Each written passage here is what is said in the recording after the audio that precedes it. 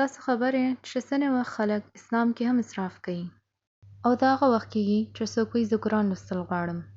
نو دا خو ډېره ښه خبره ده. نه خو زه ټوله ورځ قرآن لوستل غواړم. خو ستا خو کورنۍ هم شته، نو ستا خو کارونه هم دي، ستا خو ماشومان هم شته او ستا ښځه هم شته، نو هغوی ټولو ته به څوک ګوري؟ نه بس ما ته د الله کلام زده کول دي او زما دپاره هغه ډېر دی.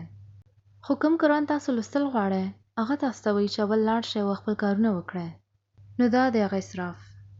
ما ته یاد دی چې څه خویندې وې او هغوی به د یو ځای کې به کېناستې او قرآن به یې زده کو او ډېر وخت به د قرآن په ویدو باندې به یې لګو. خو مزې خبره دا ده چې هغوی سره ملاقات نه مخکې د هغوی نه یوې ښځې لور ما ته راله.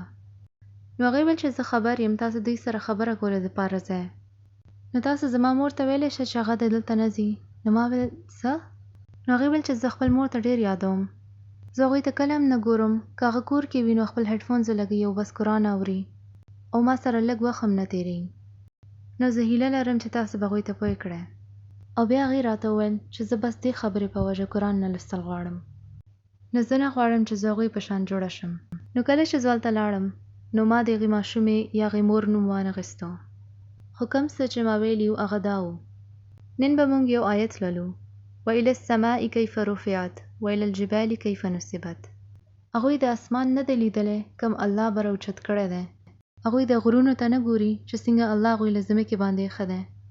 نو هغوی ټولو لاس اوچت کړ وویل چې او موږ په دې باندې پوهېږو. نو ما ویل چې تاسو کې څومره خلک غرونو باندې تللي دي او تاسو کې څومره کسان داسې دي کوم د شپې وخت اسمان ستوري لیدلو لپاره وخت وباسي؟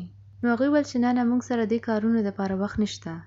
خو بیا ما ویل چې قرآن خو وایي تاسو ولې نه ګورئ؟ تاسو ته هر څه نه ګورئ کوم الله جوړ کړي دي؟ افلم یسیرو فی الارض، دوی ځمکې باندې نه ګرځي؟ تاسو د الله ښکلی تخلیق نه ګورئ؟ تاسو ټول لولئ خو هغې باندې عمل نه کوئ. خو الله تاسو ته وایي چې ځئ او ګورئ. نو یعنې خلک قرآن زده کوي خو ورباندې څه عمل نشته.